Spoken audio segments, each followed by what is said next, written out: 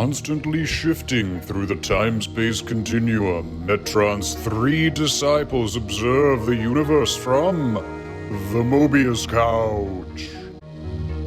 And I don't want the world to see me, because I don't think that they'd understand. When everything's made to be broken, I just want you to have a seat on the Mobius Couch, a time-space interdimensional vehicle from which your three hosts oversee the world of comics, comic book movies, and that's it, just comics and comic movies.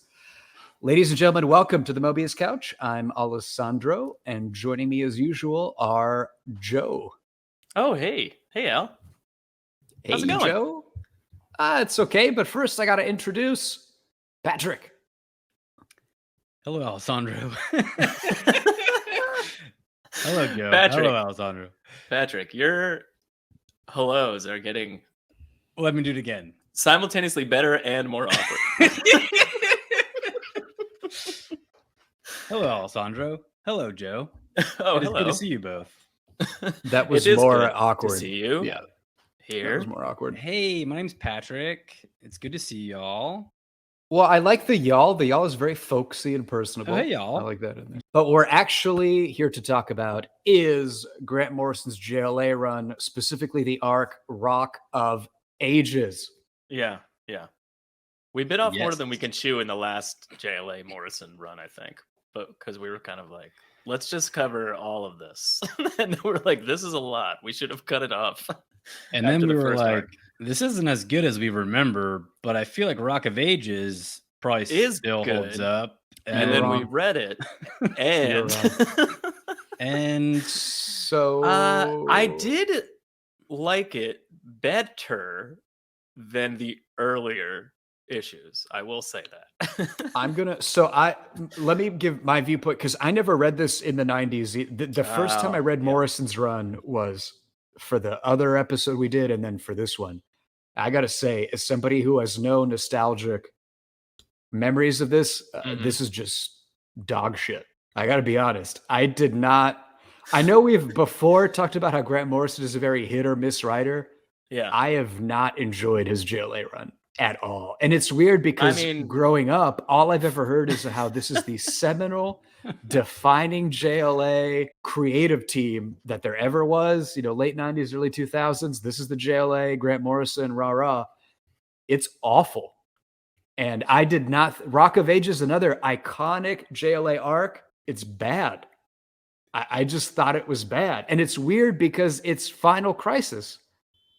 Like, Final Crisis was just a story he'd already written in the late 90s, and nobody brought it up at the time that, like, Grant, you've written this already. Yeah, you did this already. Nobody at DC told Grant, we published this story 10 years ago in JLA. Grant Morrison doesn't remember what he's written 5 minutes after he wrote it. Well, somebody at DC should have some editor should have said, like, Grant, we've done this before. We can't. Who was the editor on this book? We can't charge $5.99 per issue to the public for something you've already written. $5.99. It's the 90s. It was $1.95. No, but Final Crisis was definitely $4.99, $5.99. Gotcha.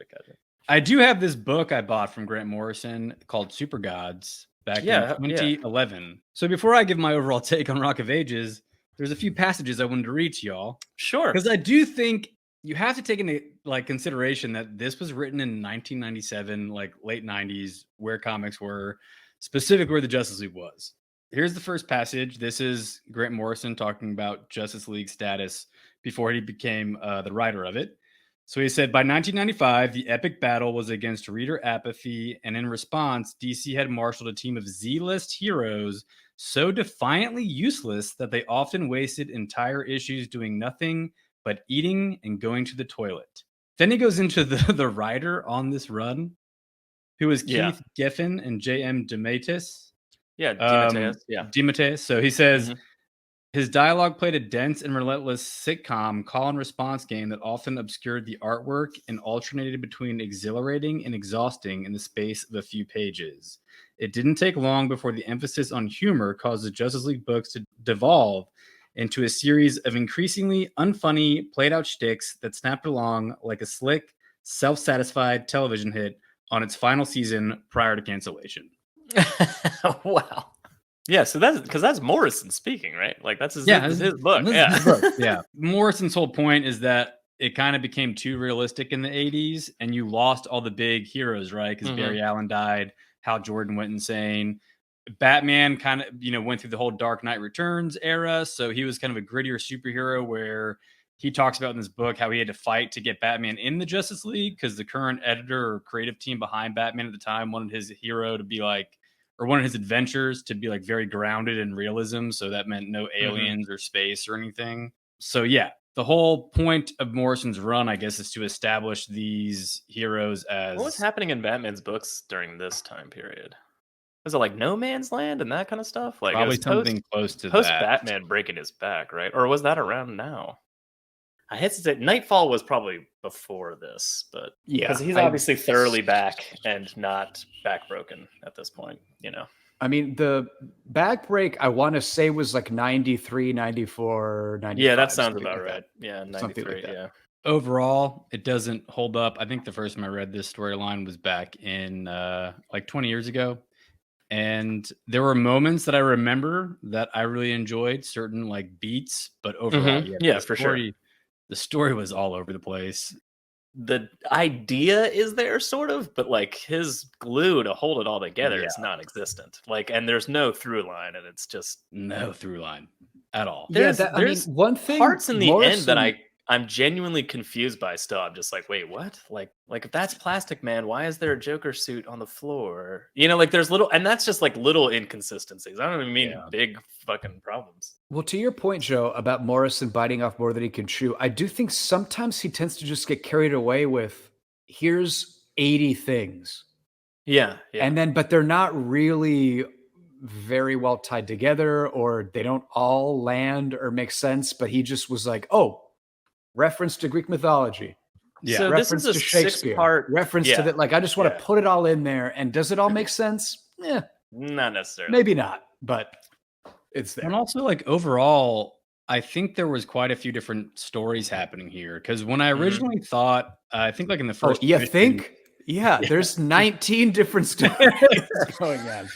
But originally, like in the first issue, maybe, or the second issue of this arc, Lex says that he's planning on fighting the Justice League like a corporate takeover. And I thought, oh, that's an interesting concept. You got Bruce Wayne and Lex. Yeah. And Lex is going to attack the Justice League through these different like legal means and like business. And it's going to be really interesting.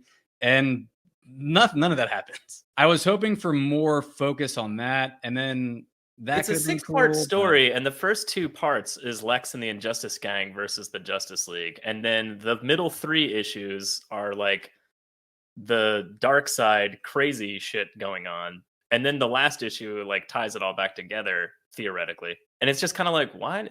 It would have been better if it was 6 issues just about what he initially started the story. Like, I like the Darkseid stuff; like it's a fun idea. Yeah, but it's a different story arc. Right. Yeah, like, and this is like if he had just done this as an arc and focused on like what was happening, it would have been almost a better story.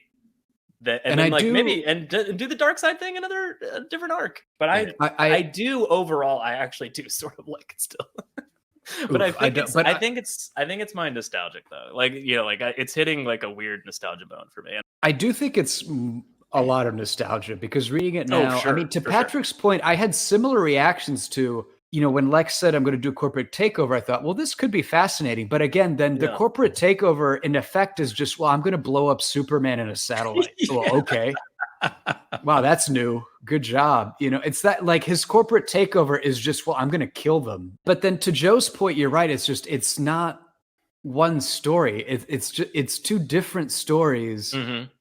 And weirdly connected with sort of time travel is the connective tissue, but they're not really thematically or even narratively connected. Yeah, there's none of the characters really seem to have defined motivations, and it's just basically the Justice League reacting to one problem after another, and you get to the point where I'm like, I have no idea how I got here. I will say I think Porter's art already has kicked up a few notches. It's not like perfect or anything by any stretch of the imagination, but it's way better than it was. Way better, because I agree on that. Yeah, I still don't think it's good. It's not quite there. Right, but it is better. It is better. Yeah, Like the But if scene he, where Joker gets shot through the like Lex shoots that was Joker in cool. the head and it's Plastic Man and he splits apart. I'm like, that was pretty cool. Yeah. Like there's some good art in it. It's just still not quite Howard Porter that I love. I really did enjoy. I'm not sure if he designs the characters or how much input Morrison gets, but I loved all the different superheroes on Wonderworld.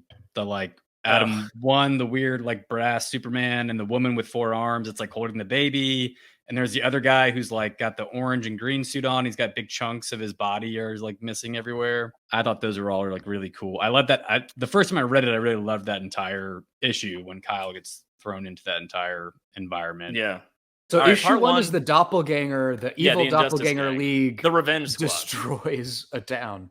Yeah, they basically attack Star City and kill. I don't know the exact number. They say it out loud in It's like the 14 last or issue, something, but it's I like think. 14 or 15 or 16 or something like that. And some of them were children, which is horrifying. Wait, time out.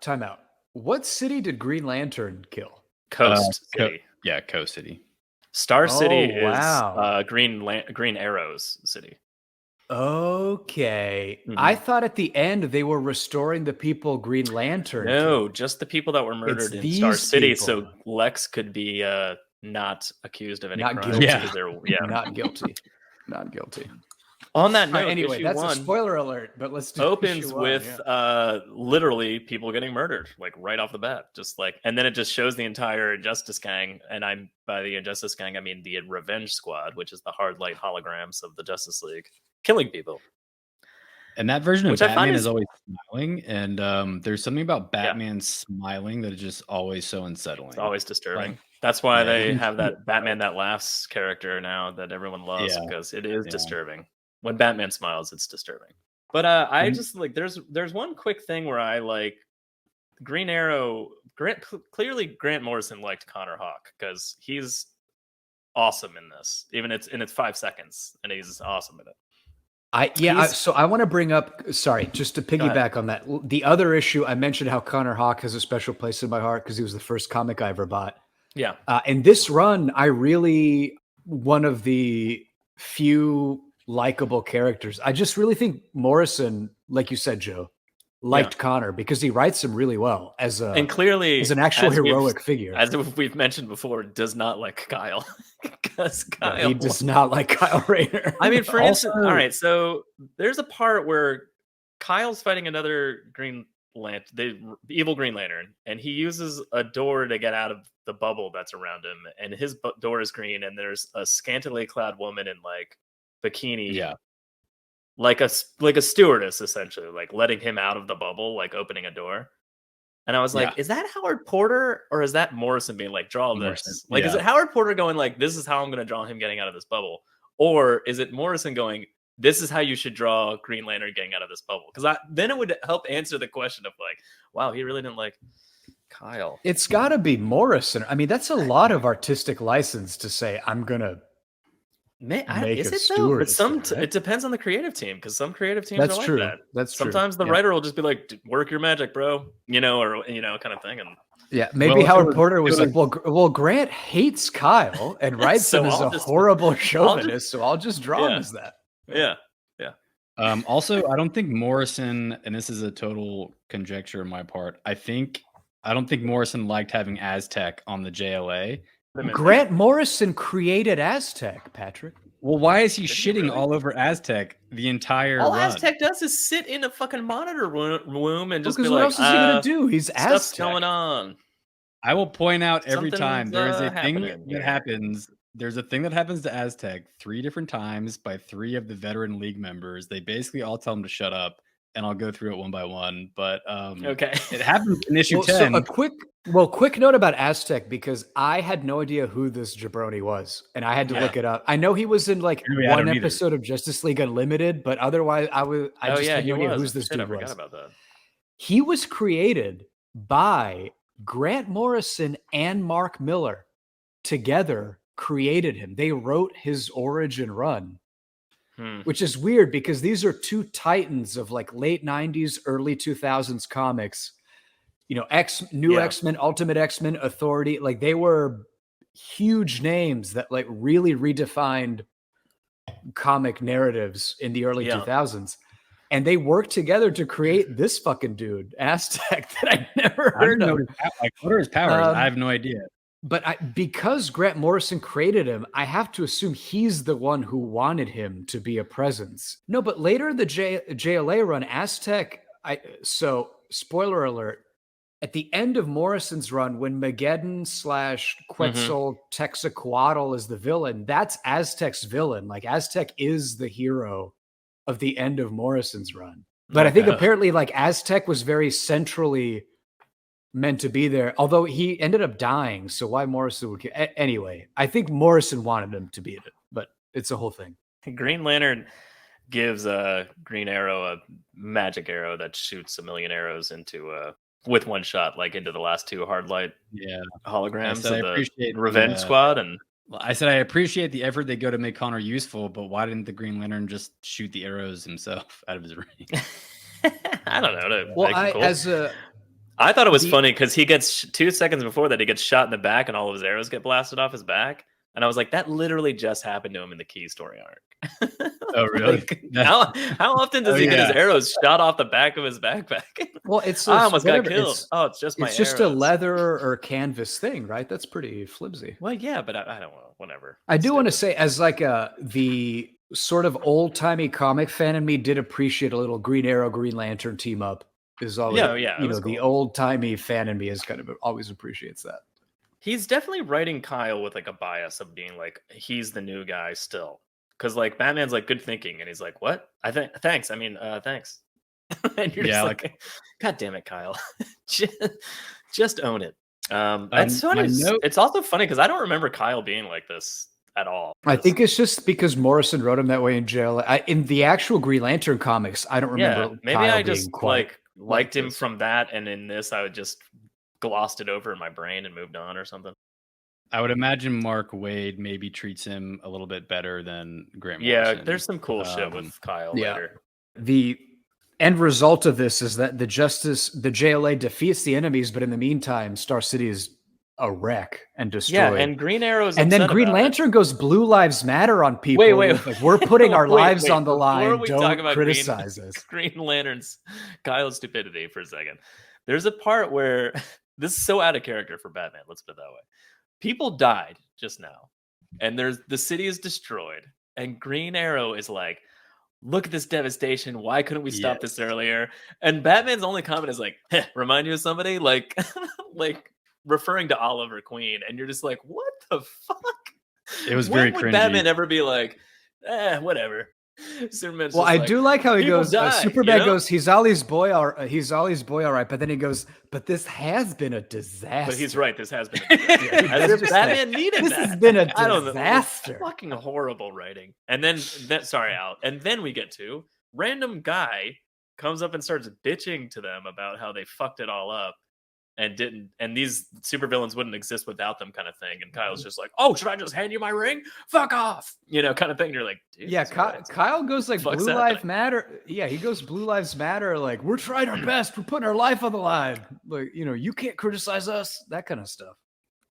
I'm just a guy like you. I got this ring, and I'm trying to do the right thing. Yeah, I like that. Okay, you're just a regular guy like you, except that I got a magical ring. Maybe I can do it. Isn't the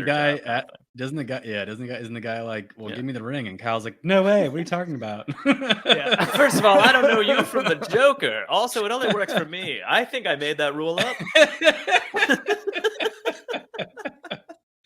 Because it doesn't. I think at this time, there is no Green Lantern Corps, and I think it really does only work. Yeah. But like later on, it's not the case. And then plot twist, those holograms were Lex Luthor and the Injustice Gang.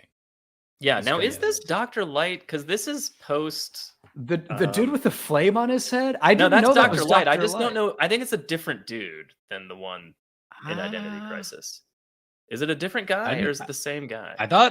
I thought there was only Dr. Light, him, and then the other Dr. Light was the female superhero. I think there's been multiple Dr. Light bad guys, but I could. This is a different one, but I could be wrong. But again, this is right around that Neron era where he powered up a bunch of the shittier bad guys. So this might be like, I think it's a a result of that. Well, Light is definitely more powerful than usual. I mean, when we get to the end, like he does insane shit that Yeah. Well, again, it's because he like sold his over- soul to Neon and got right. like extra powers or whatever. And that might be why he had the flame. Like, if he made a deal with the devil, maybe that explains the flames all over him, which I didn't know that was Dr. Light until the very last issue when they directly referred to that character as Dr. Light. And I realized, like, Torchhead guy is Dr. Light. Okay. Yeah, because behind Lex, you can see Ocean Master, who's iconic enough to, you can tell, Joker, obviously, and then Dr. Light. If it is Identity Crisis Dr. Light, what a way more interesting story of how more powerful he is compared to this, where it's just like, I sold my soul, now I got light powers, and which apparently eventually goes away because he doesn't have them later for Identity Crisis. And then we also learned that Lex Luthor has a little MacGuffin thing. You mean the Warlegog? The Warlegog. One Howard Porter thing I'll say that was kind of cool. If you look at the close-up of the Warlegog, it's a heart. Like, it almost looks heart-shaped. Yeah. I thought that was kind of an interesting design choice there on the Rock of Ages or whatever, the Philosopher's Stone. Well, again, so that's a nice positive we're coming out as we flip through this issue, or these issues. Clearly, we're appreciating Howard Porter a little bit more. That's good. Yeah. No, I honestly, we shit on him where it's due, but I thought that was an interesting design choice to make it really like. Anyway, JLA number 11, Rock of Ages Part 2. Wait. Let's talk about it. I have a few rapid fire. All right, rapid fire again. So John Jones, I love how sassy he is. Because there's one point where John Jones. I always said Jean. That's how they say it in like the Justice League cartoon, but in the Young Justice, like the more recent stuff, they really put that. They really emphasize that apostrophe. That apostrophe. Yeah, he's from Ma'ars. John. But anyway, so Kyle doesn't want to go fight. He's like scared of fighting or something, and he just got the mind link, and he's asking John. Oh, he's like, John, you don't expect only 3 of us to deal with a whole evil injustice gang. And John just says, stop thinking at me and go to work, Green Lantern. He also says something cool at the end when whatever he's doing. What is he flying off to go see? Okay, so that's another thing. Remember. That led into some happens, right? Yeah, it's called the Genesis. It was a side storyline that happened in a different own miniseries. Thank you for clearing that up, because I was very confused. So much happens. The other thing is, like, Wonder Woman's dead at the beginning of this issue. That happened on screen. Happened not in JLA. So that there's a lot that happens between issues that you have to catch up. Another issue with John. So this goes back to my Aztec comment. The first time it happens 3 times, the same exact situation. So Aztec's monitoring everything, all the emergencies going off. And he says that, Star City's in trouble, Martian Manhunter, but there's something else you should see. And I think he's talking about the Genesis wave. And he goes, Martian Manhunter, I said there's, and then John interrupts him and just goes, I have super hearing, Aztec. There's no need to repeat yourself. He also does it like 2 seconds later. He's like leaving, and Aztec's like, well, what do I do? What about all this stuff? And he's like, Aztec, you're the current champion of the Mesoamerican god of light. You have limitless 4-dimensional energy at your disposal, and your helmet contains the stored tactical knowledge of all your predecessors. You fought and beaten the Parasite, Amazo, and Joker. We trust you with the equipment. Fucking awesome. He's like, what a long-winded way of being like, it's a computer, idiots. Fucking awesome. Your helmet just tells you everything. Just don't press the wrong button. So one thing I want to talk about Joker, this is a through line that I'm going to bring up throughout these issues. Sure. The poses Howard Porter draws Joker in are things I want to discuss. He's like hunched over with his arm around Luthor's leg and shit. Like he has the weirdest poses. Yeah. It's bizarre. He's like a horny animal around Lex. I think this was like during a weird period of time where like people didn't know what to do with him really. Like he's got to be crazy and insane and making jokes all the time, but like so he can't just be standing there. Like this is a little bit like but then why is the answer? Let's have him dry hump Lex. That's what I'm saying. Like the Joker, the more sophisticated Joker, where he has like layers to his character, like in the Batman animated series, for instance, when he's just like standing there and like ranting and bad mouthing Harley or whatever he's doing, and then Or 5 seconds later he's doing something funny and blowing or the something Harley up. Quinn, the Harley Quinn cartoon, which is better than that show and is the best show on TV. First of all, now. nothing's better than the Batman animated series. I'll have you. You have to watch. Killed I'm for telling you, the Harley Quinn show is the best show on TV right now. I watched Harley Quinn. It. I watched the first season. I liked it. I just think it's funny how much you actually like it. It's mind-blowing. I genuinely I can't get enough of that show. I think I watched season 2, the latest actually. season ends with them jailing Bruce Wayne for tax evasion. I love it. I am all for this. Anyway, back to the Justice League. JLA Part 2, Rock of Ages. All right. Issue 11. What do you guys? This issue is basically like. This is kind of showing the injustice and saying, like, the first issue was the Justice League dealing with this shit. This issue is, of course, behind the scenes. The Injustice Gang is these people. And they're continuing to do shit. Like, they teleport a fucking ocean into a city, and they're doing all this other stuff. Kyle makes a racist straw-sucking Asian balloon guy. I didn't want to mention that. I don't know if we wanted to hit that or... I mean, it's another instance of Kyle making something fucking weird out of his ring. Who is Toy? Is it the villain Toy Man? He says Toy Man when he makes it. I think it's Toy Man. Yeah, he says it's the ultimate executive toy, man. Oh, executive toy. I don't understand what. Yeah, that doesn't make any sense. That must be there by accident, right? I don't know. What's an executive toy? Is that like a Patagonia hoodie type thing? Like a squeeze company ball thing, I guess. Is he talking about his ring? The balls on chains that you knock together? Yeah, let's move on from Kyle right now. I do want to say back to what we were saying earlier, of course, Green Arrow is actively saving people and being a hero because Grant Morrison seems to love Connor and Green Arrow. It makes him be a hero. Okay, I want to talk about the villain base, which is like a skull out of meteorite that has a ball gag in its mouth. Just interesting design choice there for an evil base is all I wanted to say. Well, I'm just going to say, like, Lex is very serious with his corporate takeover plan, but then he decided to brand everything in the evil satellite with skulls. Like, why are... It's like, even the hard light holograms. Also, what's the point of the hard light holograms looking like the Justice League? They're not convincing. Know. They're all purple. I don't know. What? Well, the other thing, why are they disguised in that manner? I love it because I love evil versions of the heroes for some stupid reason. Like, it's immediately like, oh, this is fun. But at the same time, I'm like, what's the point of this? The other point, so other than Ocean Master, I guess, because of the water transplant, why does it need any of these people? I was going to ask the same exact question. Was Cersei's whole role to get Green Arrow to flip, where she utterly failed at that? She was going to try to get any of the heroes to flip, really. Villains? That's all she does. And then all the Scottish guy does is betray them. Like, that is literally the only role he has, is to betray them. Mirror Master? I think the Joker, was there to create the maze for Superman and the Martian. To make a trap, that they couldn't get out of. Yeah. But, like, why did y'all transport oxygen onto the satellite anyways? Like, why did you do all this? I don't know. Well, I mean, I guess some of it was to keep them busy. Some of it was to keep them busy, but I'm not sure Lex really needed these villains to do that stuff. I don't know. Mm-hmm. Well, to your point, none of them really used their powers to do anything. Like, you could have put any villains behind him and they could have accomplished, like, Ocean Master's like doing like the tech work in the bottom of the base. Like, he's not even using his ocean. Yeah, what is he doing down there? That's what I mean. Is he Lex?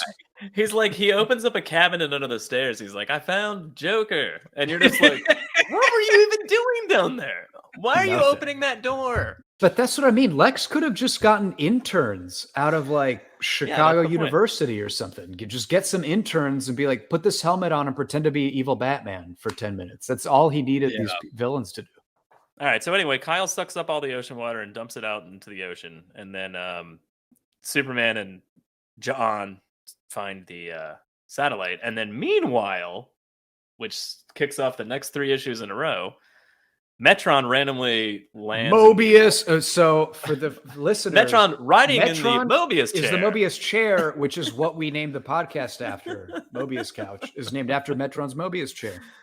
Yeah, Metron shows up and randomly Aquaman and Aztec and Green Lantern is currently there, or is there in a minute? But anyway, he shows up and tells them of a bigger problem. Flash is there, yes. Okay, so another point I want to bring up. This is the second time Yeah. they dunk on Aztec. When Metron shows up, his chair makes a big noise, and Flash and Aquaman and Aztec hear it. And Aztec goes, "Did you hear that sound?" And Aquaman goes, "They must have heard that in Brazil." It's the same exact fact pattern. He's asked if they heard something, and they're like, "Yes, you asshole. Everyone fucking heard it." Did you hear that sound? They must have heard it in Brazil. Yeah, this is where Oh, things go man. off the rails. Metron shows up, talks about Well, like, I mean, it goes off the rails only in the sense that it kicks off the weird fucking story arc that doesn't necessarily need to be in this story arc, but okay. but can either of you clarify this for me? So Hmm. they trick Superman, Martian Manhunter into, is it a fake satellite? Yeah, it's a that's fake carbide? satellite where they like And then there's a real bounce the satellite. signal from. Yeah. Yeah, They're, but like, then the nearby. fake one is Joker's mind maze somehow. Well, that's what the Whirligig.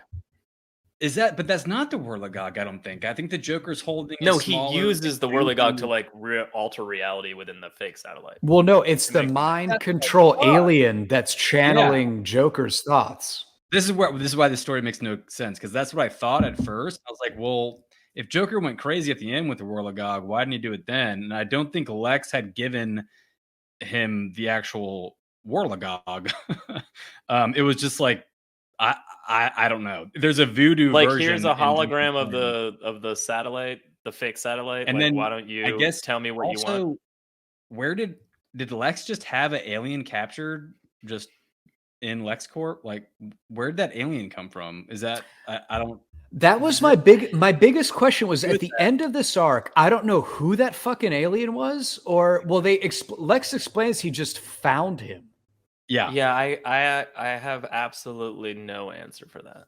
The only explanation we got was he found both the stone. You know, I will and say then he this: also like, found a psychic alien. continuity was tightly looked after back in the day. Like, Wonder Woman's dead, so she's not in the Justice League anymore. Like, that did not they wouldn't just be like, she'll be back in 6 months. Like, we know where the story arc's going in her book, so we'll just say she never left in this book. Yeah. Like, they were very adamant about, like, hence electric power Superman. Like, obviously they're not gonna just be like, he's regular Superman in this Justice League story, because we know this is gonna change back in 8 months. So very that's, possibly it was a bleed over from his own book. You know, Superman's book with Lex. Like, I mean, it might have been something that he found or something. And I mean, it seemed like the alien character design was pretty specific, and then they go out of their way. The alien saves the day by knocking out Dr. Light and Lex Luthor, and then they go out of their way to do surgery on the alien to save him. You thought, oh no, Jim's like a character. I don't really know much about him though. So, like, what is his name? His name's Jem? It's Jem, I think. It's G-E. Yeah, I think it's Jem. What? I don't remember. They say it somewhere. I don't know. Like I said, like, I vaguely recognized him when I saw it. I was like, oh yeah, it's that weird knockoff. Oh my God, Martian Manhunter guy. You know, like, kind of thing. Gotcha. Like, when I saw him, I kind of like knew what it was, but I don't know anything about the character. So, like, even back then, like, I had no idea. So yeah, he is a character. Well, that makes me feel better, because I was like, who the yeah, fuck? he's a character. So, like, Saturn, you're supposed to like recognize him at the very least, you know, kind of thing. Gotcha. But like, Okay. but I don't know why or how or anything about that. The entire reason Joker, Dr. Light, and Mirror Master are on the Injustice gang is Mirror Master and Dr. Light are the ones that create the fake hologram satellite, and the Joker is the one that uses it to make the maze. So I guess that's why they were recruited. Oh, also, do they make the hologram Injustice Gang?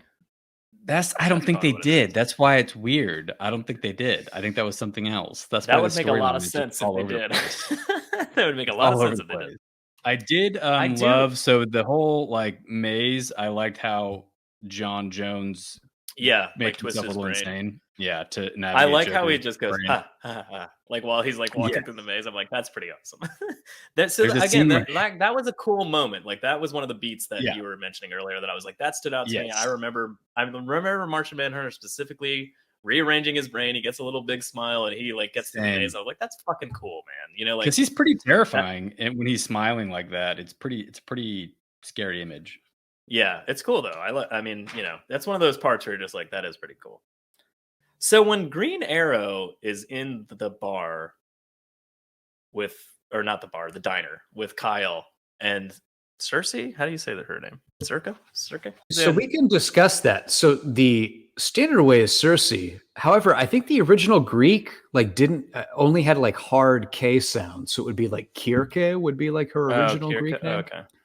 But I mean Cersei's the normal way to say Cersei it. is how I feel I would say it. Anyway, side note. Is Green Arrow just wait. playing along at this point? Because obviously later on he just flips on a dime. He's I was here the whole time.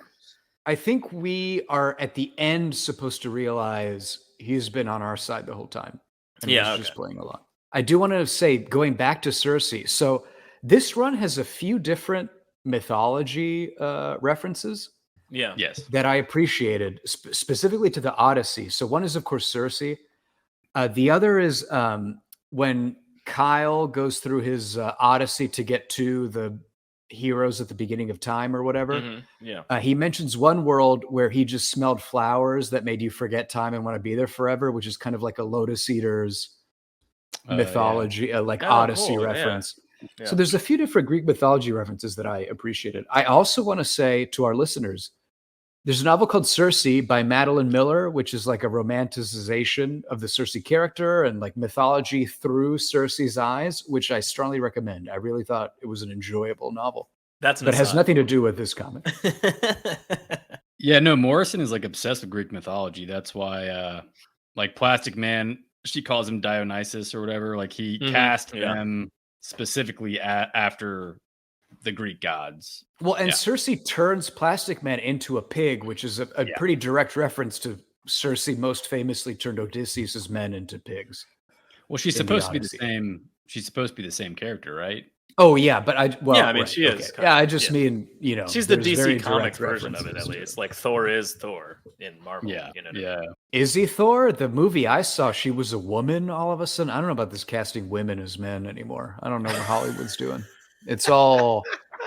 I don't know why I can't have a movie with a white male main character anymore. I don't know what happened to that, but apparently they're going to cancel me for wanting that in my media. It's okay. Batman's going around.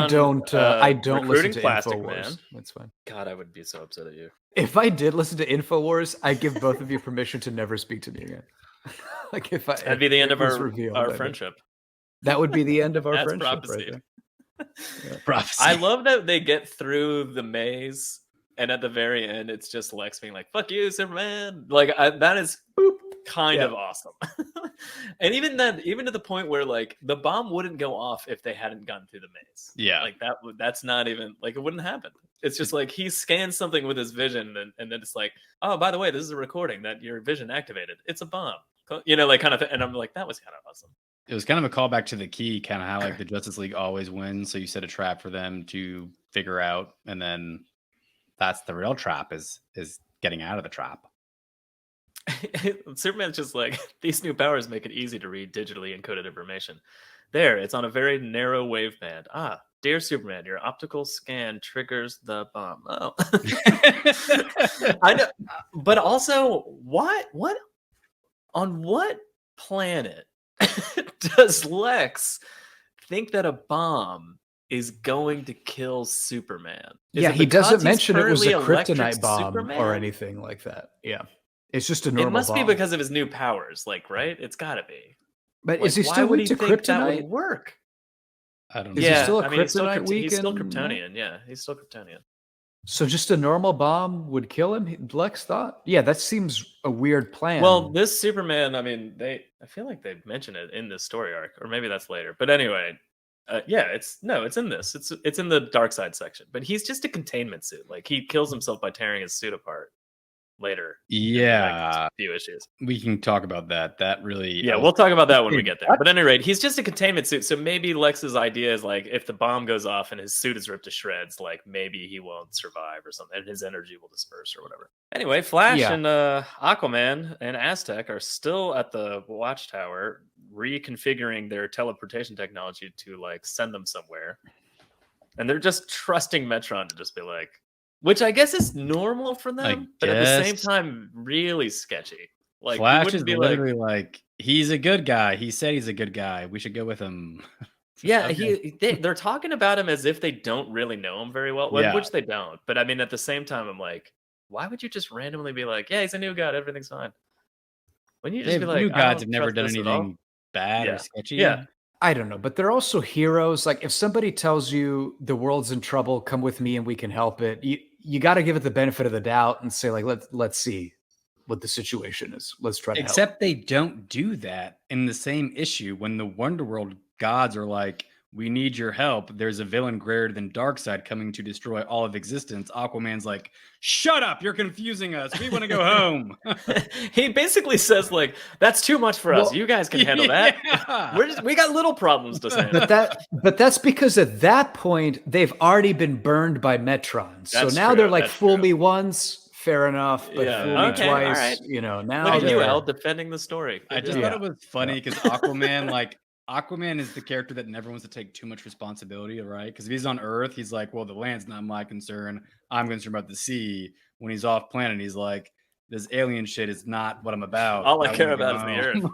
Earth, where the oceans are. Well, he does. So I want to say in the Age of Apocalypse Darkseid storyline, Aquaman really takes the lead on the team. And I thought that was yeah. kind of neat. I actually kind of enjoyed his character in that, like in the yeah, Apocalypse he's great in future. that. He really took the lead and put together a successful, It really spoiler confused me alert, a because you said Age successful of plan. Apocalypse, and that's an X-Men storyline, and I was very confused for a second. No, but it's obviously a ripoff of get Age it. of I get it now, Apocalypse that they're doing. Yeah. Is yeah. it a get it. ripoff of Age of Apocalypse or is it a ripoff? This of... was after Age of Oh, Apocalypse. it was? Yeah. I was thinking more Days of Future Past or Sure. whatever. Oh yeah, that's Well, it was also after that. Yeah. Either way, it's ripping off X-Men to some degree. This is a total Is side it? note for the anime fans. I think Morrison had some sort of like foresight thing because one of the Wonderworld superheroes looks just like the main character from the ancient Magus Bride. And then when the anti-life equation affects people, there's those hands over everyone's faces and ears. Yeah, that's and creepy. also the like a hands on the very, ears, and then the hands on the eyes, and the hands on the mouth. There's That's a creepy headset you got there. Little My Hero Little Academia. exactly, little My Hero Academia there. But that was before those shows were made. So Morrison, I guess he's an influencer. This wraps up with Batman just being like, "I'm Bruce Wayne. Let's take out Lex Luthor." So a Corporate style. negative about Howard Porter's art. Boardroom style fight. Yeah, but a negative about Howard Porter's art. Like an evil clenching your hands, hunched over raptor, thing for Batman. The dinosaur Why? behind him. His hands are really weird, actually. His hands are like he's cupping something. Like he's. Does that make sense? Like he's holding a ball in between his two hands. It's not like he has like his hands steepled together like Mr. Burns would do. Like he just has his hands like cupped in a strange manner to like. We also get a scene of 12-year-old Robin. First of all, applying, like he's 14 or 15. all right, Now. Also, it's Tim 14-year-old Drake Robin, and he's the best Robin. How dare you? Okay, but still, it's 15-year-old Tim just self-medicating a deadly wound. He's a goddamn superhero. That's where what he, I mean, I just mean Bruce. You don't have to put children in danger, Bruce. He's not putting. He's a willing partner. He chose. He chased after that role. Batman was like, "No, you don't want this," and Tim was like, "Yeah, I do." Tim was like, "You need a Robin." Do we have to have a needs Robin. discussion about power dynamics and establishing consent and that kind of situation? No, I mean, Tim's no, a they smart discuss kid. it quite thoroughly in Tim's book, actually. Tim's a smart kid, very mature. Yeah, Totally agree with. for a Totally agree with. Yeah, that. I'm sure that's what Kevin Spacey said about the 17-year-olds that he took home from movie sets. Are you comparing Batman to Kevin Spacey? I am. That's a movie you should maybe pitch to Hollywood. It's all about reboots these days. We could reboot Kevin Spacey's career along with the Batman franchise. Reboot Kevin Spacey as Batman. Make Joker the good guy who's going after the groomer pedophile Batman. I see. There we go. I don't hate Are it. we on issue 12 now? Yeah, we're on Rock 12 of now. Ages, part 3 of 6, issue 12. I think Starts off with Green Lantern and Flash. It's from his perspective, and Flash basically is just like, "Yeah, listen, I know you're new to here, but like, we're doing this. It's happening. I already talked to the other guys. Everything's fine," which he doesn't know. It's not really Martian Manhunter he's talking to at that point in time. But Right. he's just like, "Everything's good. They know we're leaving. We gotta go. Let's go," kind of thing. He's like, "Get with it, Kyle. Because this is the JLA, Kyle. This is the JLA, Kyle." I don't care about Green Arrow's love life. Quick side note: JLA, Justice League of America. Mhm. Why was it so important to brand this as the Justice League of America in the late 90s? Like, why not just Justice League? Why I did think it it was have to be? always. I think it was originally. So this was a callback to the original Justice League, which was Justice League of America. And I actually Mhm. think in this run, they do establish like an international charter, which is why that gives rise to like the Ultramarines or whatever, who are the U.S. like backup team to make sure now that the Justice League isn't like affiliated directly with America anymore. I think it's like a whole storyline later on in the run. But It yeah, is, it yeah. is. It is. I think it's just they're calling back It's just to. it's just that's what they called it. Well, a follow-up question. Do you think the Zack Snyder Justice League movie wouldn't have bombed if it was named Justice League of America? Yeah, if he had branded it stronger with America. Should he have been a more strong America branding? Yeah, I on that agree. film? Probably, yeah. Would have done way better. I mean, I don't understand why not, or what the negatives would be, or like, why not? Why is it an issue for you at all? I guess is what I'm asking. Yeah, what's the difference one way or the other? I just think it's interesting to tie. This is a group of God superheroes protecting the entire Earth. The greatest country So in the world. okay, well, I'm being but I sarcastic. do think it's interesting. I think it is. I think everyone could tell you're being sarcastic. The way I just laughed. I'm sure everyone knows you're being sarcastic, but I just think it's interesting that they brand it as this American thing, but they clearly intervene worldwide. It wasn't a weird thing to label that back then. Like it wasn't strange. Like Superman was still truth, justice, and the American way at the time. Like it wasn't that strange. You know what I mean? Like it's only in like the next few years where everyone's like, "That's really weird that we're putting America after this so strongly." It is funny because it's a Scottish person writing. Again, I don't feel like it was like a very like they're just from America. Like Batman's from America, Superman's from America. Like it has nothing to do with anything. I think it was like at the time it was just let's group all these heroes together, and they're the Justice League. Yeah, but they're not the all country they're Aquaman. currently living in. Like that's all. Yeah, it but is. Aquaman's from Atlantis, and I doubt he has citizenship, and probably neither does Diana. God, She's from you're not Themyscira. wrong there. What I about doubt- Themyscira? Is that Yeah. the 51st state? Are they even permanent residents, or do they have to like every 6 months take a flight out of the U.S. to then fly back to the U.S. to renew the tourist visa? I don't know. I just wanted to mention how Kyle is his dream world is just him sitting on a couch with 4 scantily clad women. Yeah. walking around. Yeah, Kyle, you're the worst. I'm sorry, but Kyle, Grant Morrison, Kyle Rayner, you are a piece of shit. I'm sorry. I'd need to go back and read the Mark Waid stuff because I remember Kyle being one of my favorites and being super pissed at bringing Hal Jordan back with Rebirth and everything. And reading this stuff, I'm like, why did I give a shit about this guy? I was mad that they brought Hal Jordan back, not because I loved Kyle, but I did. But that wasn't why. I was mad because they were ruining what a fantastically creepy and evil story was like the end of that run of his book. Like, what a fantastic idea. Just murdering a whole city and then killing all the Green Lantern Corps. That's crazy. And it was amazing. He didn't murder the city. That's what drove the him. Point, oh, yeah, that's what I mean. Yeah, but the point is to walk that back is to like... Which was great. Like his entire hometown, everyone he knew and grew up with. And it broke his mind. Yeah, and that's amazing. That's an amazing... I mean, I wouldn't have wanted it to happen to a hero that I love, so I understand all the Hal Jordan fans that were like, how dare you? You know, I get that, but like at the same time, I'm like, man, come on, that was really good. Like, well, I blame Kevin Smith because he brought Ollie back, and then that opened the floodgates to like Hal was back, really Barry Allen came back. Like that really just it was all. That was the door that opened it. That was the door that opened it. I feel like everyone just started like, oh, we got to bring it back now. Yeah, so I blame Kevin Smith and bringing Oliver. And as I've mentioned on this podcast more than once, Wally West is my favorite superhero of all time, and you know, when they brought Barry Allen back, I was like, fuck you. And the first thing Barry did when he came back was Flashpoint, where he reset the entire universe. Like, why? Yeah, he fucked everything up immediately. Yeah. Oh, Flashpoint, another. Well, Flashpoint is really similar to the Darkseid stuff, but it's also like the worst crossover ever. Yeah, it was an awful storyline. So we're on issue 12, and a lot happens in this issue. Like a lot. Yeah, I mean, the gist is that Green Lantern goes on a crazy journey through time and space and eventually ends up on Wonderworld, where they meet basically the Justice League of the entire universe. Like the timeline, like of all time. Yeah. Justice League. Yeah. Yeah. Adam 1 wrestled with chaos for a billion years. For a billion years. By the way, it shows Superman and Martian Manhunter alive still in the middle of this issue, and Superman saying like, I'm really starting to get the hang of these new powers. I absorbed the entire energy output of the blast except for the light. So like, as far as Lex is concerned, he saw the explosion happen, but really they were fine and just sitting with inside of it. And I was like, that was pretty fucking cool. Then they have to fly super fast to get out of there because they don't have any air left, which I also thought was cool. There's like little tidbits that I'm like, that was pretty cool.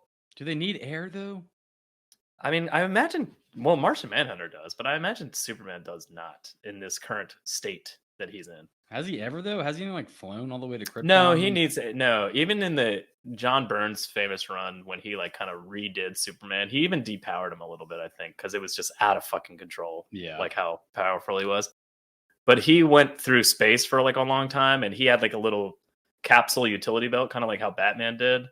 And he had like a little, like just a tiny, like he would only need like a little air, and he could fly like through space forever. But like he needed air periodically. And just again, bouncing all over the place. Kyle reconnects with Aquaman and Flash, talking to these elder superheroes, and then Kyle's like, "Oh, by the way, I met this other superhero named Hourman from the future, and he said Metron was evil, and then we got to get this stone. We got to protect the stone from being destroyed." It just like moves very, very fast.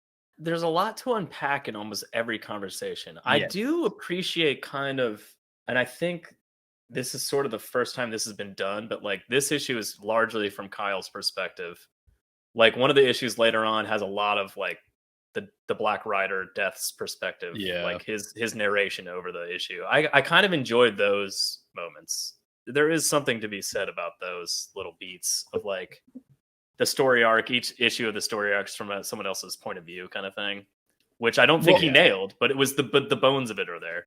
But I'll say about the story, the thing that's weird is, so Kyle's discussion with Hourman, I don't know how to describe it, but like it's a plot twist to something that hasn't happened. It's a weird narrative choice to say like, oh, you shouldn't have destroyed the Philosopher's Stone. That's what triggers Darkseid. But we as readers haven't read about the Philosopher's Stone being destroyed or Darkseid being on Earth yet.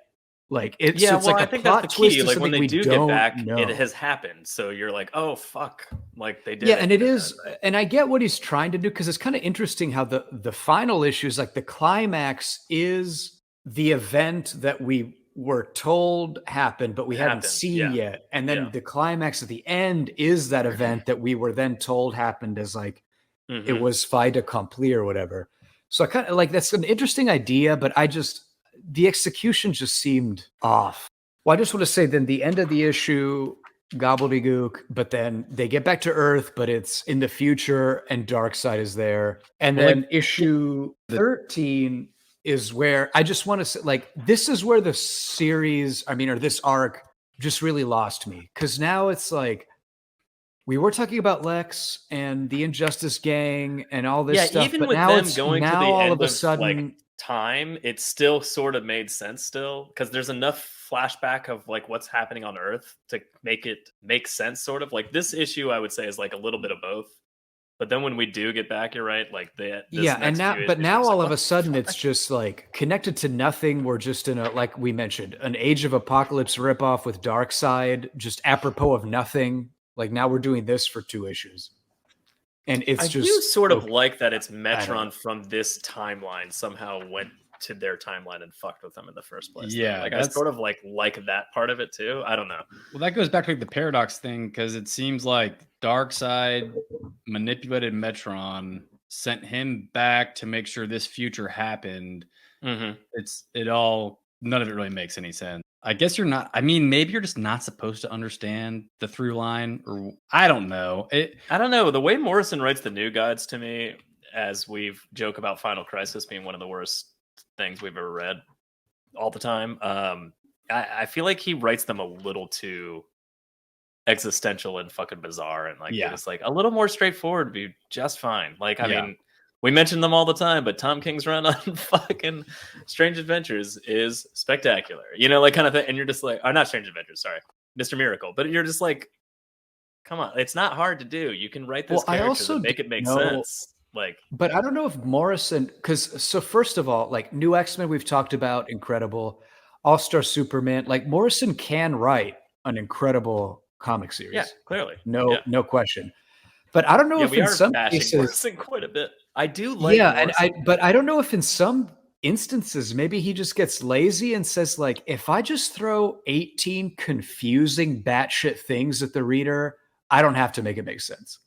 Yeah. And I don't know if maybe like in some cases he just gets lazy and he's like, I'm just going to make this I don't crazy know. shit, and then I don't have to like. I don't think so. Nothing has to I make think it's more of sense, like and it's- he thinks he knows what he's doing. I think he genuinely is like, they'll get this if I write it this way. And I think he just doesn't always sell the story to the reader well enough. You know what I mean? Like, I think in his head it all makes fucking sense. I think Final Crisis makes sense, and in his mind it's totally different from this story arc that we're about to get into.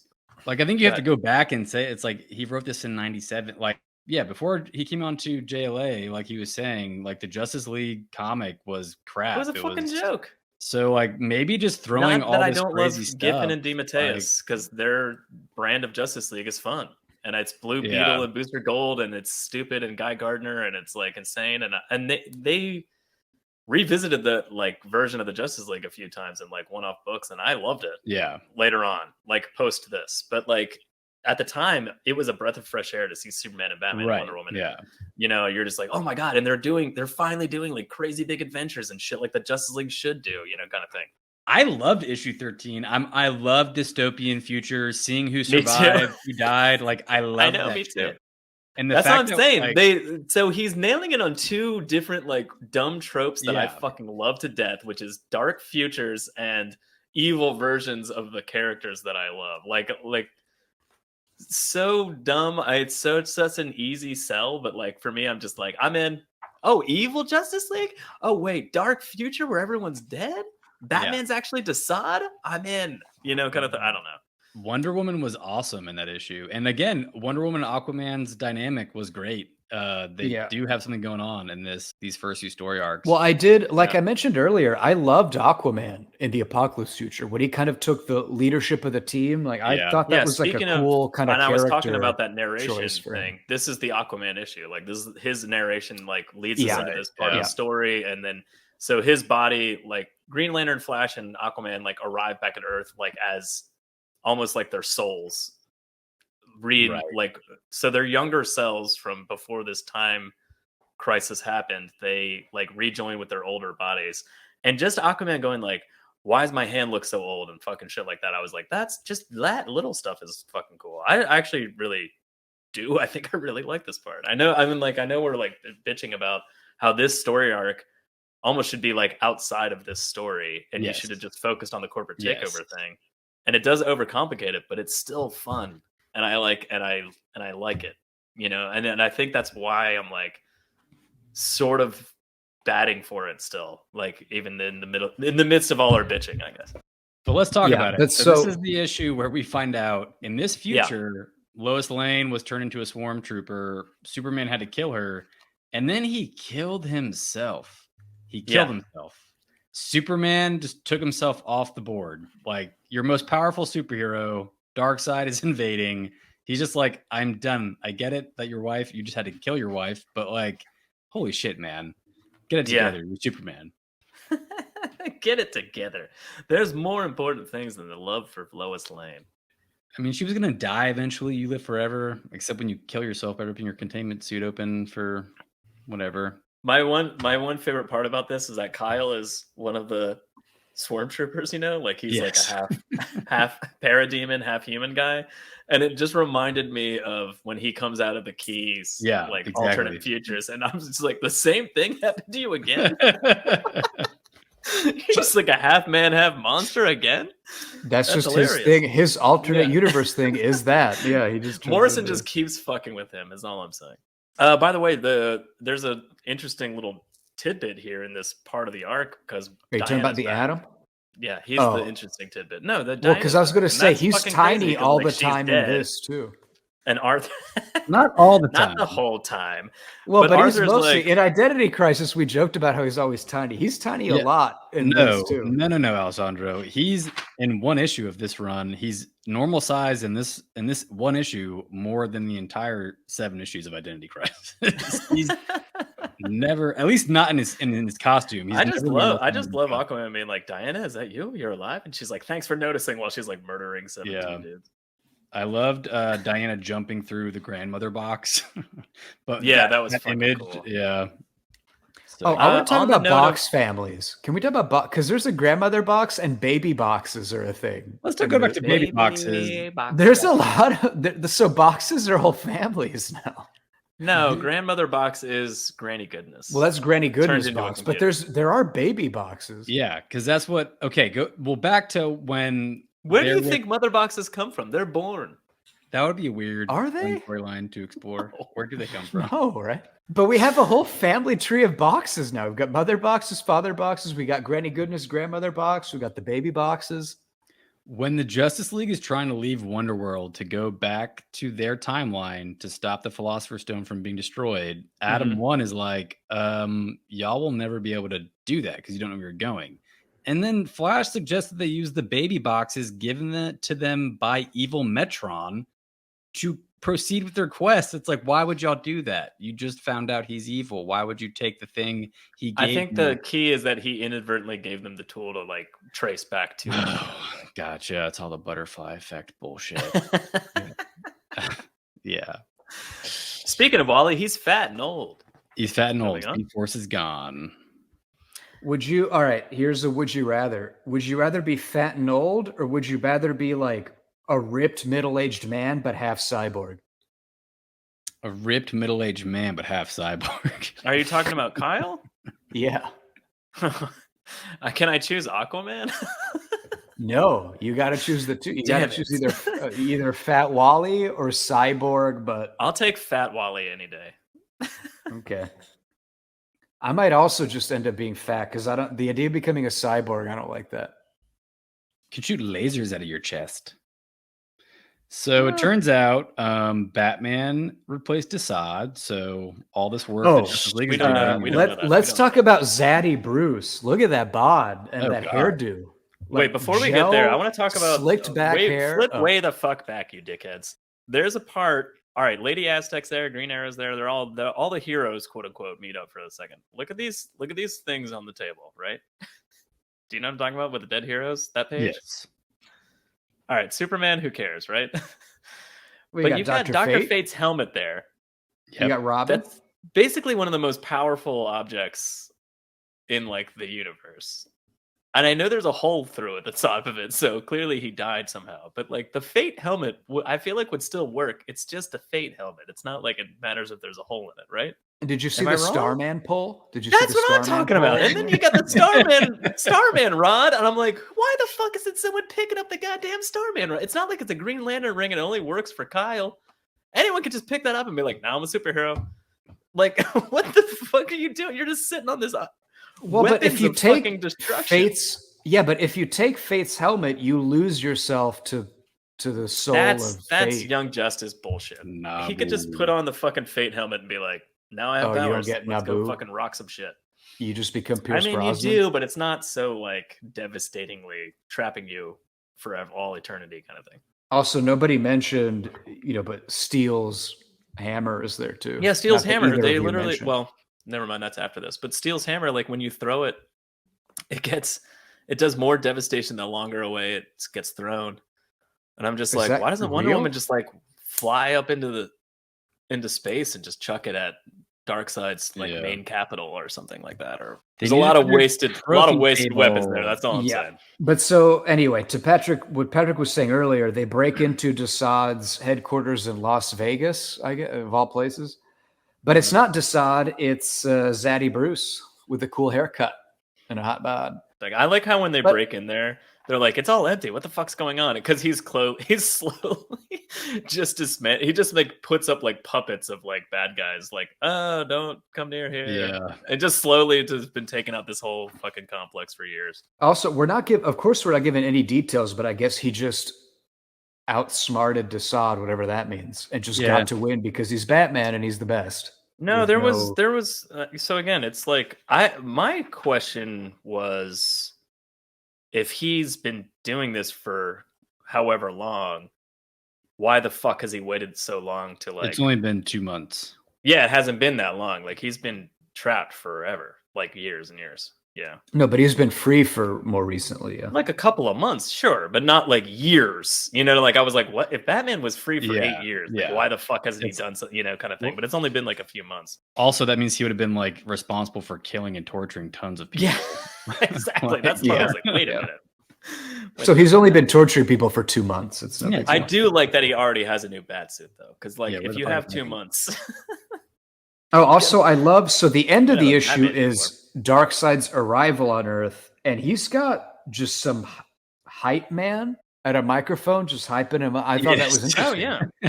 Yeah. Is that, what's his name? Funky? It probably is. What do you think about fucking Orion just being like, I granted this comes to fruition next issue, but like, just Orion just being like, I'm going to blow the fuck out of all of this. Like, just, that's all he's been doing for however long, is just building a huge bomb. Yeah. So well, I do want to mention, before we get to the next issue, the final panel is just an upskirt shot of Darkseid. Yes. Okay. So I think I have a little bit of insider information with maybe where that shot came from, because in Grant Morrison's book, he talks about how the very first issue of JLA, he made Howard Porter draw the Justice League from like a bug's eye view, looking up at them, so that like make them look like gods and these big, you know, powerful entities. Larger than life, yeah. Yes. So I think they were doing the same thing with Darkseid here, but with the skirt, it just, that's where your eyes are drawn immediately, and you're just looking at his crotch. I mean, he's got shorts under there. But you don't know that it's so dark. It's a skort. By the way, this goes back to Mr. Miracle, our episodes on Mr. Miracle, and us talking about Darkseid is. This is what we remember. We talked about this, and I was like, I'm pretty sure that comes from Justice League like a million years ago. And you guys are like, what? And I was like, here it is. Anyway, Justice League number 14, Darkseid is. So should we get to the Bechdel test then? Does it pass the Bechdel? Oh no. No. We don't need to. Do we need to spend time? It does not. It 100% does. It 100% does. First of all, we have to run through all of our tests, Al. First of all. Wait, when does it pass the Bechdel test? Oh, you silly little man. When Argent and Azteca are dying, they are talking to each other about their mission and like how good they are at using their powers and stuff. That's true. I'm going to be honest. Males. I did not notice that was not just Aztec and it was a female. It's Azteca.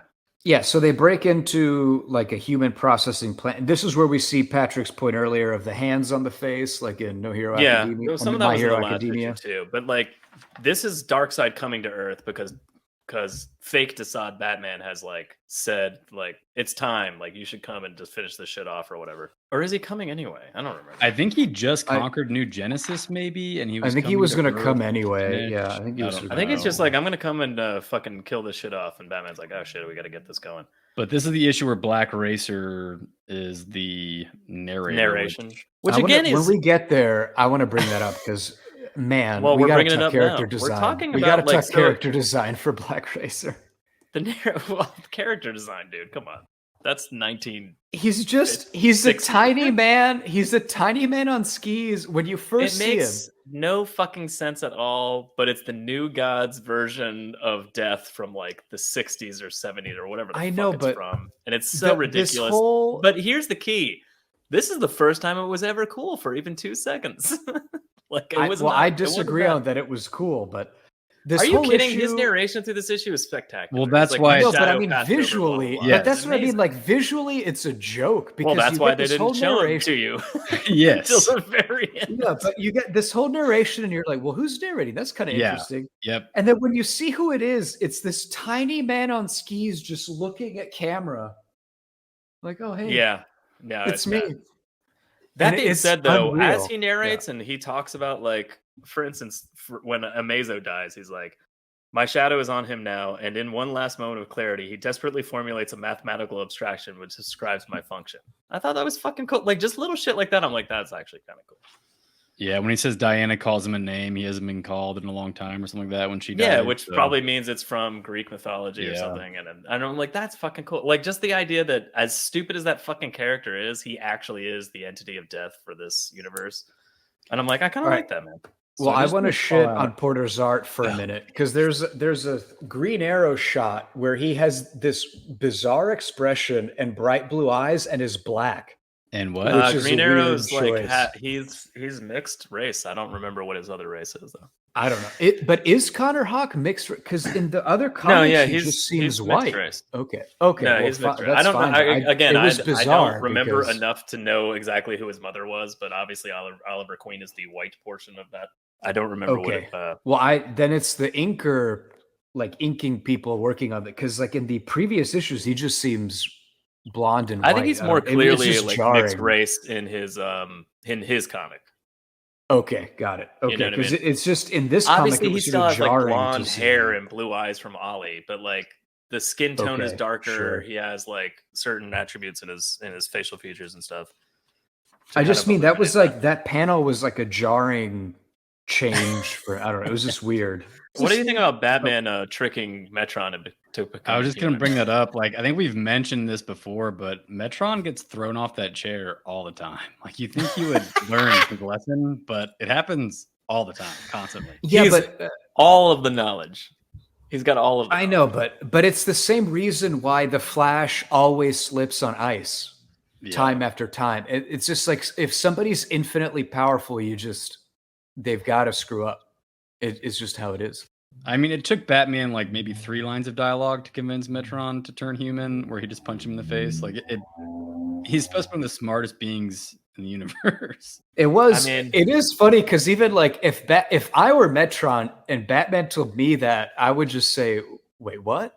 Why do I want to know what it's like to be?" I guess you can kind of chalk it up to maybe the fact that he's under the control of the anti-life equation, because he makes that comment about it's not really like Metron. It's like drugged out on Darkseid Metron. Yeah, but that's true. true. It was very and maybe deep inside, some part of Metron wanted to fall out of that chair. Yeah, so that the current timeline. I'm sure there's partly part of that too. I love the little tiny tidbit of like while Batman's having this conversation and Wonder Woman's fighting Darkseid, there's just a little tiny background of Kyle and Wally, and he's just like, and Wally just goes, "I've never felt so useless, Kyle."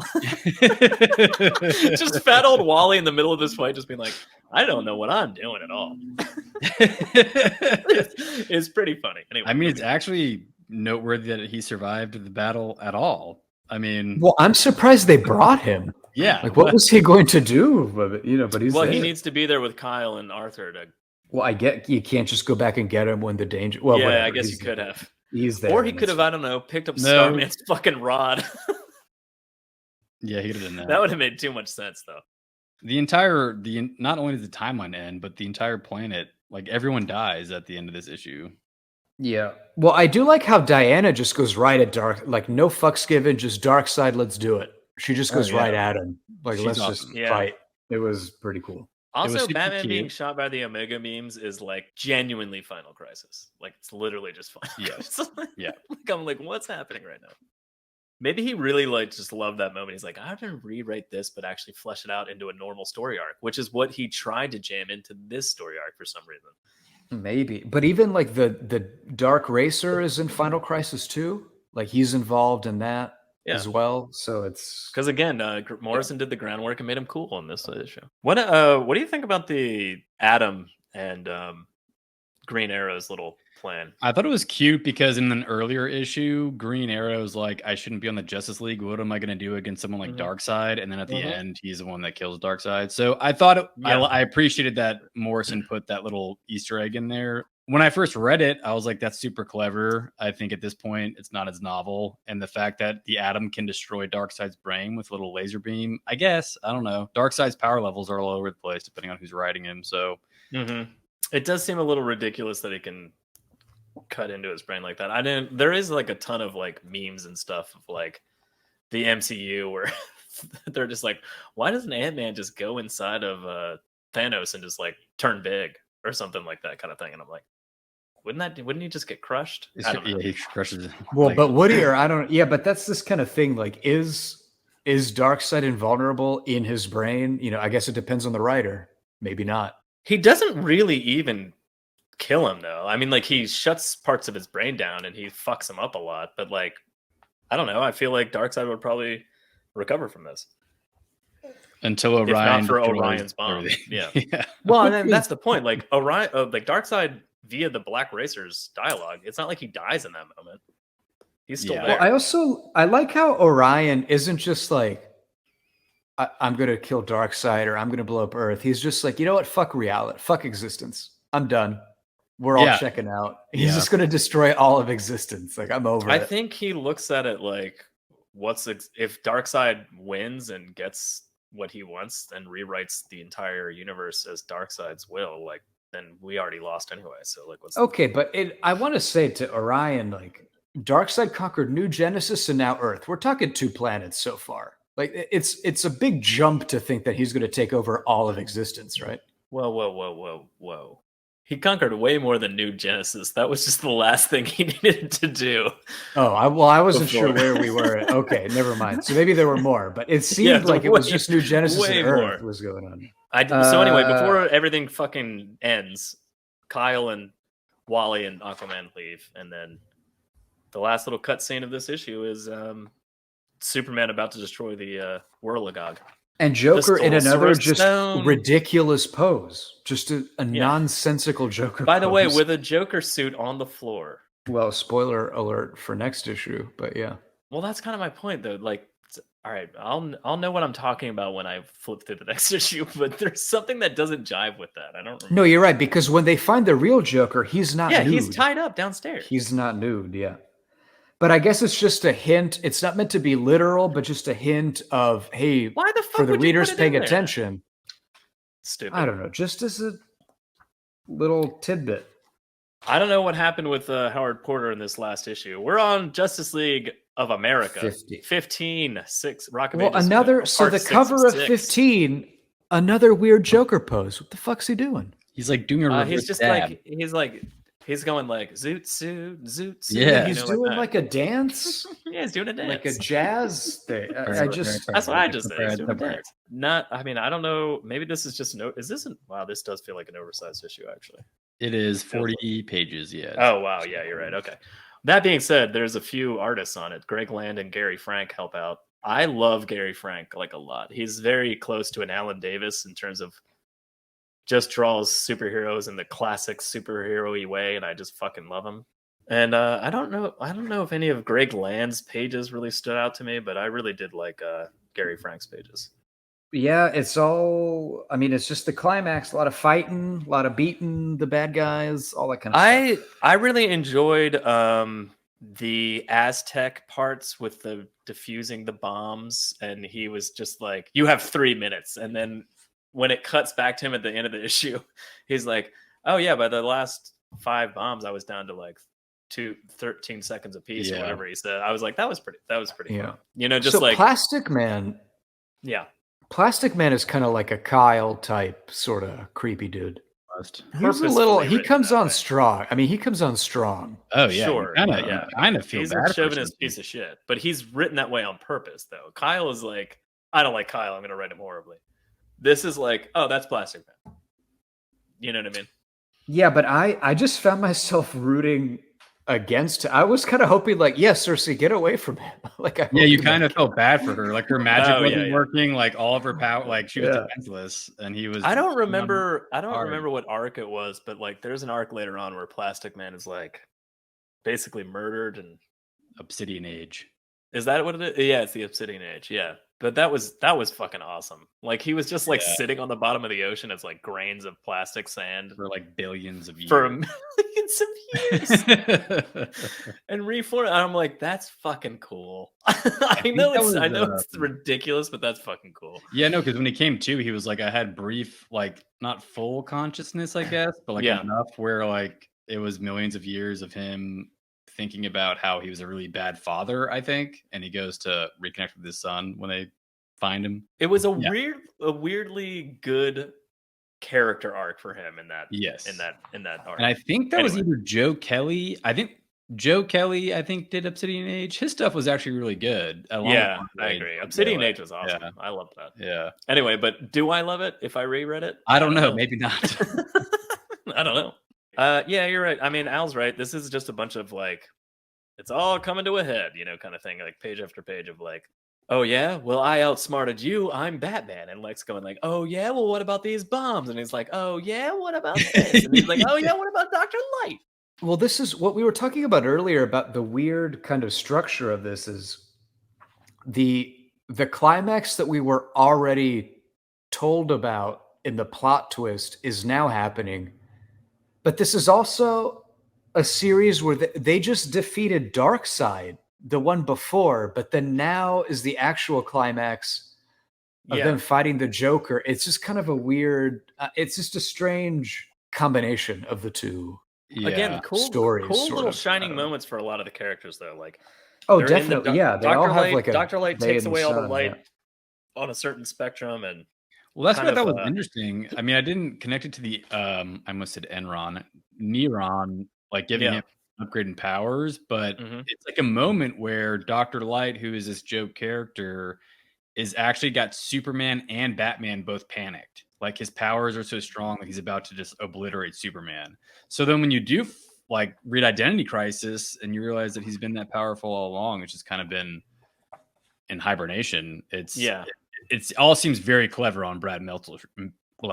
Meltzer, B-Melt. All on B-Melt's part. Very clever. But again, Green Arrow in this same section, like Ocean Master's about to like skewer him, and he's like, he's in complete darkness. He smells him and just beats the crap out of him in the dark. Elbow, yeah, it's fucking awesome. Yeah, little shit like that. I mean, cool little moments for a lot of the characters. Green Arrow defeated Aquaman's arch nemesis with one kick to the stomach in the dark. By the way, when Greg Land draws Green Arrow, not so mixed race. When Gary Frank draws Green Arrow, definitely mixed race. Yeah, but that's kind of what I was talking about. Is it's kind of all over the place, and it's sort of it's intermittent. Well, especially when it's jarringly yeah. different from artist to artist in the same issue. But yeah. But in another Martian Manhunter thing, so then at a certain point, the Joker kind of does a Joker thing where he's like, "Oh, I took the thing, and now I'm going to destroy the world," and then Martian Manhunter just mind controls. It's just, I guess this is the old Professor X thing of why don't you just mind control all the villains? No, I don't think he can. He's just not as strong. I think he says that he can't hold Joker for very long. Like, he does do that. Yeah, but why doesn't he do that anytime they fight a villain? Hold him for 2 minutes. Why don't you just do that as Plan A? Plan A, I'm gonna mind hold him for 2 minutes. I almost feel like they have to be. If they're like flying around fighting, I've just always got the impression that he can't, like, he has to be really focused to even get into their brain, which I think makes Miss Martian different because she's like, she's a way better telepath, overpowered. Right? Yeah. She lobotomizes people. Like, well, again, as we discussed last episode, we were doing JLA. Like, Martian Manhunter is not Professor Xavier. Like, he can't just like. He's at best a telepathic walkie-talkie for the team. Like he's not like going into their minds and solving all their problems. You know what I mean, kind of thing, or like stopping. He mind wiped the whole. He mind wiped the whole white Martian invasion population. Yeah, I think that was more of like they were in like stasis though. Like he worked on them one by one, like individually, and sent them off into the world. Like that was like a very different scenario. I just think he's the classic overpowered superhero that they just play fast and loose with, like whatever the limits are or whatever they need to be, because we gave him too many powers and he's too awesome. It's implied that Lex knew how to use the Philosopher's Stone, the Warlagog, the entire time. It doesn't seem like he ever really uses it that much. Like if he understood how it worked and it rewrites reality, like what are you doing? How did you get knocked out in the back? He's like, haven't you known we already won? And he's got the stone in his hands, and Jem, the other. Maybe Jem is like cutting him off at the pass, sort of. Maybe. If that's the case, not written well. I don't know. You're Lex Luthor. You're one of the smartest people on the planet. You've got this ultimate weapon, and you don't really use it for anything. Like, why do you even need an Injustice gang at all? Like, what are you doing? Because this was the story Grant Morrison, he needed to have an Injustice gang. So I that's think what he did. didn't maybe understand what he had. I don't know. Anyway, Batman's corporate takeover won over. But it didn't. They Lex's lost because corporate. they just let. I'm like, surely one of y'all can find something illegal they did to arrest them. Like they did all kinds. No, of the stuff. end. All right, I've got to admit, the end. I could not believe it when I read that. Like Superman was just like, yeah, let him go. He restored Star City. I wanted to throw. I was reading this digitally. I wanted to throw my notepad like out the window. What is happening? Yeah, Classic I was like, comics. You just spent a huge time-spanning story arc fighting these villains. And I mean, your Superman did it. response He was is, just hanging out in space in a fake explosion. I don't. You know? I just. Like, for I him, can't it's been believe 5 minutes. I can't believe the end was just. It's for Superman. It's been 5 minutes and harm. 14 dead people that are no longer dead. If you're Superman, still you've been killed fighting them. Lex Luthor. He literally Superman's says been fighting he literally Lex goes, for 100 years. He literally says something like, "If anything, we destroyed a bunch of LexCorp technology or something like that." I was like, what? No, no. There's fucking supervillains up there with him. I was almost going to look this up of like, is there a later arc where it turns out that Energy Superman is a Luthor plant on the Justice League? Because it was that much nonsense that he would just say like, you didn't do anything, go free. It made no sense. So this is the final time they dunk on Aztec for the exact same thing. The Joker gets the Warlagog and he starts causing natural disasters everywhere. And Aztec says, I got it right here. Massive seismic disturbances, tectonic plate upheaval, weather patterns going out of control, alarms coming in from all over. And then Superman's just like, we can hear them, Aztec. Tell them we'll deal with it. So, like 3 separate times from 3 separate League members tell them to shut up. We can hear it. We can hear the alarm.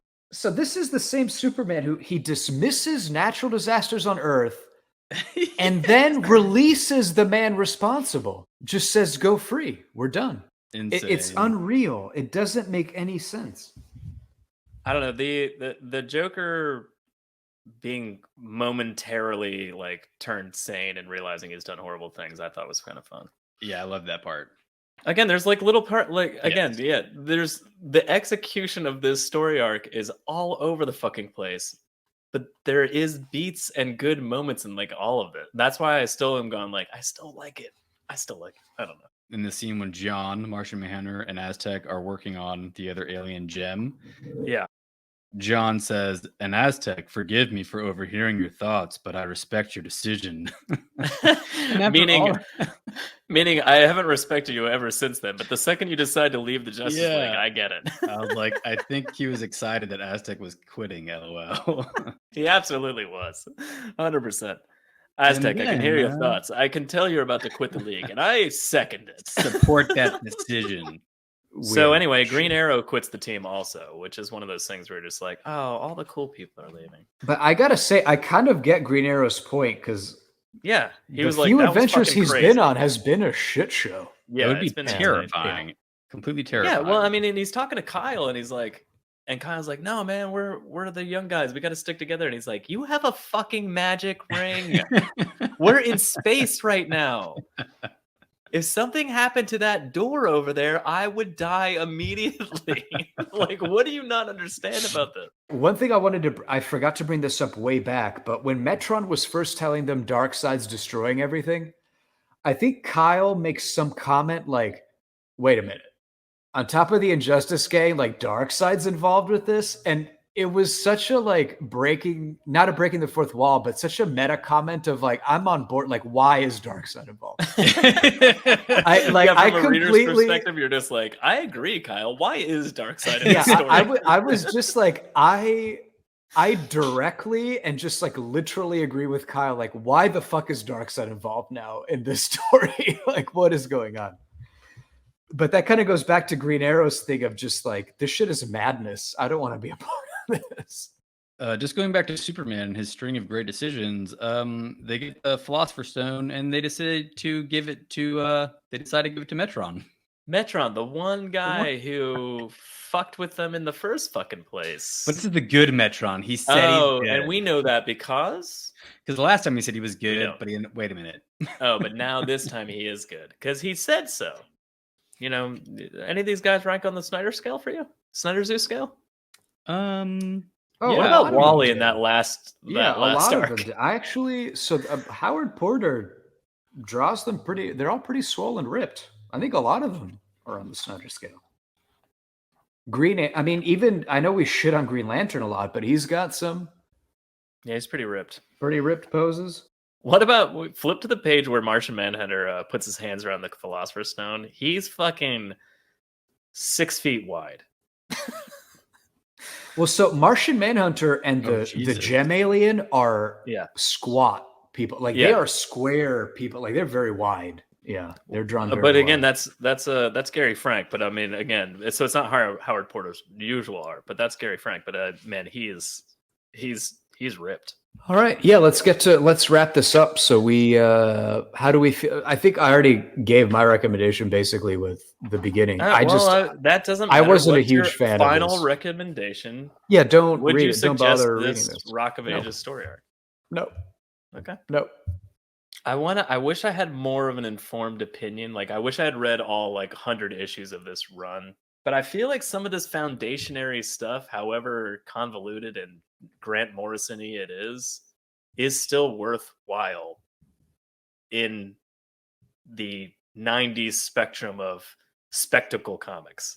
Like in the post-Image Wildstorm era, and you're still trying to make Superman make sense, these are good books. And I like Rock of Ages, although it's all over the fucking place, I still really enjoy it. And I think I liked it more just flipping through with you guys right now. And as I read it, I was like, this is all over the fucking place. But the more we were talking about it, I was like, never mind, I do like this.